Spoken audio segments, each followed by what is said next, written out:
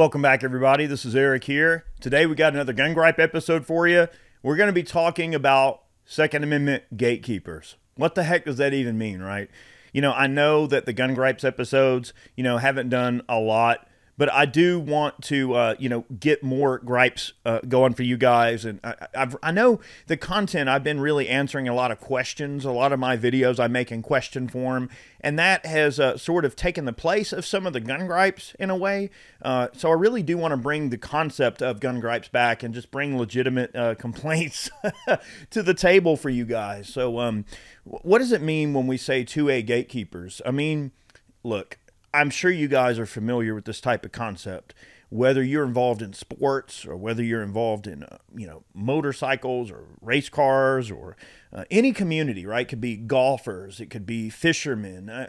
Everyone's got their little cliques and their little crews that they break off into. Oh, this person likes this brand, or this person likes that brand, or this person goes to this particular club or this particular field to play. And oh, you have to be so-and-so to be a member of this community or a member of this country club. Or, there's always this sort of exclusivity that comes into play when it comes to gatekeeping. What is gatekeeping? I mean, what we mean is people who they treat their involvement in the activity at hand like they have some special place that they don't really want to allow an outsider to get into in any sort of way. And what would be an example of gatekeeping in the 2A community? Well, one of the ones that I can think of out the gate, and I always hate to make this distinction, but it is rather true, and that's machine gun owners, people that own transferable machine guns.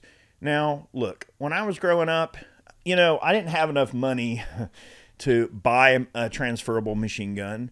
Now, later on, we got the SOT, and yeah, I can play around with some stuff like that. But there's always been this kind of odd community of people within the transferable machine gun community. It falls into two different categories. It's either someone who goes, yeah, check out my M60. Here, run a belt. Give me a few bucks and you can run a belt. Some guy walks up at a machine gun shoot and goes, oh my God, an M60. Like, had never dreamed of shooting an M60 or an MG42 or a Thompson or something, right?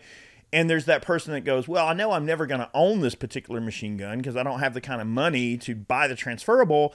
But a person at a machine gun shoot who is very forthcoming is like, look, I can tell you want to shoot this gun. Here's a mag. Enjoy it. And they love to bring people in that community and let them experience their toys and share those toys with other people.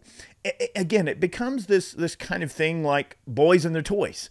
That's how the machine gun world tends to be. Just like someone who owns a high-end sports car or a supercar, or owns a super high-end custom-built motorcycle, or maybe they own a really, really fancy boat, or maybe even a yacht, right?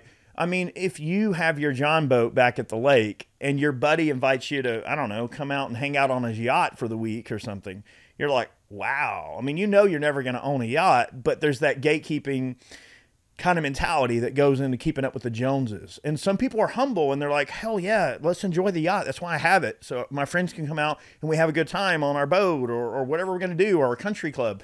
But then there are also people, all right, to shift gears and go back to the gatekeeping personality, the kind of people that go, well, we don't want machine guns taken off of the NFA because it would make all of our transferable machine guns worth less money. If everyone can just own machine guns, now it means that I'm no longer special. So therefore, I must be a gatekeeper. I must gatekeep in this mentality they have. I must do what I can to prevent machine guns from being removed from the registry so that I can feel special when I go to the range and I'm the only person that has the cool, crazy gun. And what? People want to pay attention to that person. You go to the range and you're the only person there with machine guns. Guess what? People are going to come around and they're going to ask questions. And look, it's naturally within our psyche as people, especially gun people, like everyone wants to have the cool gun at the range, right? It's a social thing. When you go to a public gun range or you go to a machine gun shoot, it's a social event. Who doesn't want to show up to the social event with a cool gun or a cool cannon or an anti-aircraft piece? I mean, I literally went to a machine gun shoot one time and a guy brought out an orc and deck gun. And what do you think this guy did? He got up there with his little sailor hat and he was shooting this deck gun into this huge mountainside. And I'm like, how cool do you have to be? I mean, for one, to own a deck gun, two, to be able to move it and set it up, and B, to sit there with your little sailor hat and rip off a mag out of the Oregon. I mean, that's some pretty epic stuff. Now, not just anyone's going to walk up and get to shoot that thing, because I'm sure it's probably no telling $100 a shot or something, right? So the point is, who doesn't want to show up to the range with the coolest toy? I get it. It's naturally, especially if we work hard for our money, we have, we make good investments, we have nice things. It's hard to not want to protect how cool that is for you. But I think that that's a real big pet peeve of mine in the 2A community are gatekeepers. People who they want their cool hobby to be exclusively cool, right? If we, for instance, right now, HPA is going through the Senate to get voted on to remove suppressors from the registry and to not require registration of suppressors and to remove the $200 tax stamp. All right, again, 2A gatekeeping. Now, this is in the form of the government doing the gatekeeping, but why was the $200 tax stamp originally conceived? So that average people could not afford those items. It was to price out average people out of the equation. Right back then, $200 was a lot of money in the 30s, okay? So someone who wanted to buy a machine gun or something like that, which it was really more about machine guns in those days than it was, say, suppressors and things. But I digress. The point is, if somebody wanted to buy a Thompson, $200 was nothing. The Thompson might actually cost less than the tax stamp in those days, right? A deluxe, I think, was $300 or maybe $400. But still, if you're talking half the value of the item you're buying in the form of a tax stamp to procure that item, that now becomes government gatekeeping. It's not that the government didn't want people to exercise their rights. They purposely priced out people that they didn't want having that particular item in the form of a prohibitively expensive tax stamp. Okay, it's just that simple. Now, it's worse when the government involves in gatekeeping. No one wants a government to tell someone how to live or what to think, right? Or to have to ask permission of the government to exercise a right.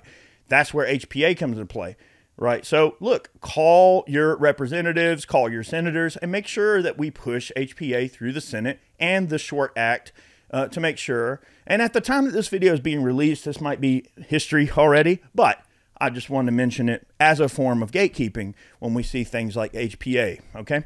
Now, that's more something that's done on the government side, but it's still in the same kind of guise. It is within the natural tendency of a human being to want to be the coolest kid on the block, this whole keeping up with the Joneses mentality, right? Someone's got the newest staccato race pistol and they want to show it off.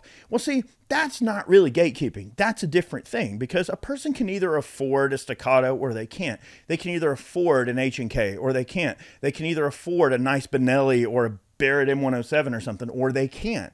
It's not gatekeeping to just simply have nice things.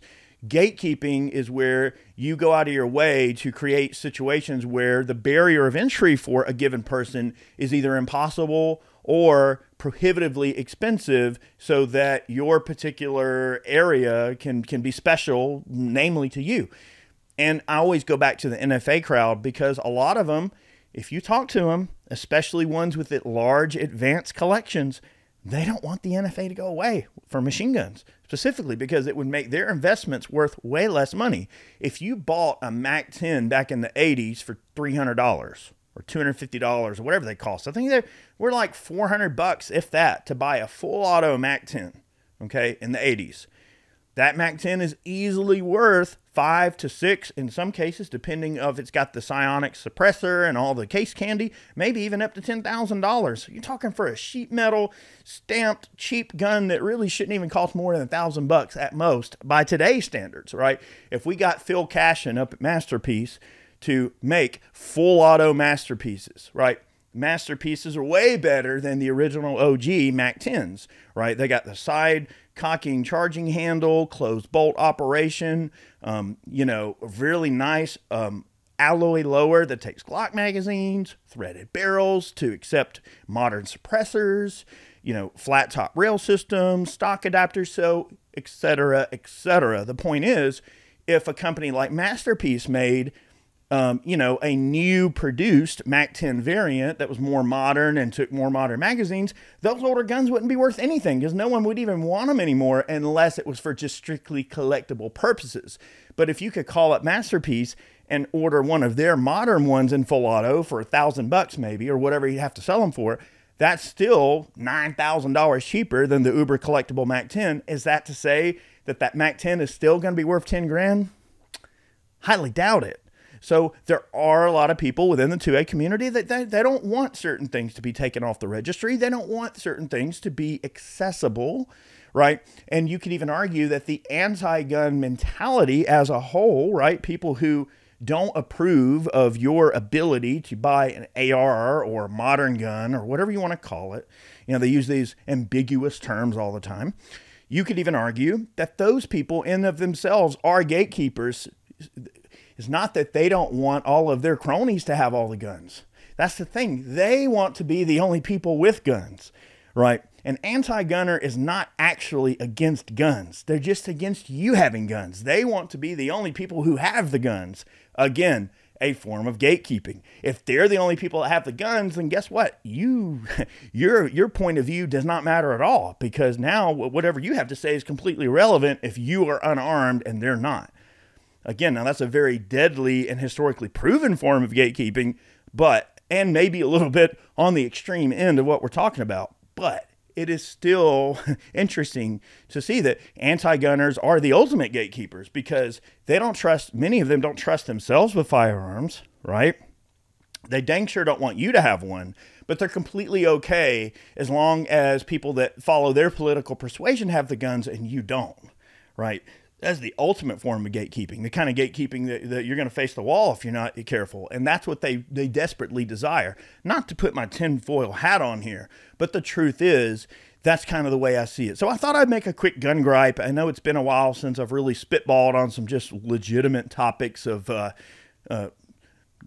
duress, if you will. But I kind of thought about this one the other day. My girlfriend and I were kicking around some video ideas. And when this one came up, we both had that eureka moment. Like, yeah, there are so many people in the community that they don't want to accept other people into the community. They don't want to accept that people that may not be like them, or that maybe are not like them, happen to be firearms owners or want to engage in protecting themselves and to engage in their rights, So, again, all a form of gatekeeping, right? Rules for thee, not for me. That's the idea there. So, food for thought. Wrap your minds around it. Let me know in the comment section below, what are some gatekeeping situations that you found yourself in? Are there some things that I didn't bring up? What would you like to add to the conversation? Let me know below. Maybe I'll revisit this video in the future. But leave your comments below. Let me know. And hey, thanks so much for watching today's video. Many more on the way. Thanks so much. I've got a lot of content to make. Look at all this. Ton of stuff written down. Have a great day. We'll see you soon.